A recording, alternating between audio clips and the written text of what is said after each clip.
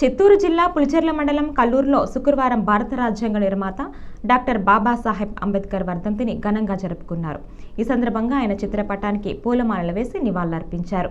ఈ కార్యక్రమంలో తెలుగు రైతు రాష్ట్ర ఉపాధ్యక్షుడు రామనాథం నాయుడు, తహసీల్దార్ జయసింహ, పాఠశాల కమిటీ చైర్మన్ అస్రఫ్, టీడీపీ నాయకులు కుమార్ రెడ్డి, మోహన్ దాస్, అనిల్ కుమార్, కరుణాకర్, కాదర్వల్లి, అబ్బాస్, మునికృష్ణ, నూర్ బాషా, మునిరత్నం, సయ్యద్ బాషా, శ్రీనివాసులు తదితరులు పాల్గొన్నారు.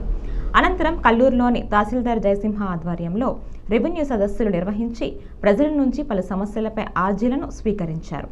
సమస్యలను సత్వరమే పరిష్కరించే విధంగా అన్ని చర్యలు చేపడతామని తహసీల్దార్ తెలిపారు. ఈ కార్యక్రమంలో DT Dilip, RA Doraswamy, surveyor Markandeyulu, వీఆర్ఓలు శకుంతల, మౌనిక తదితరులు పాల్గొన్నారు.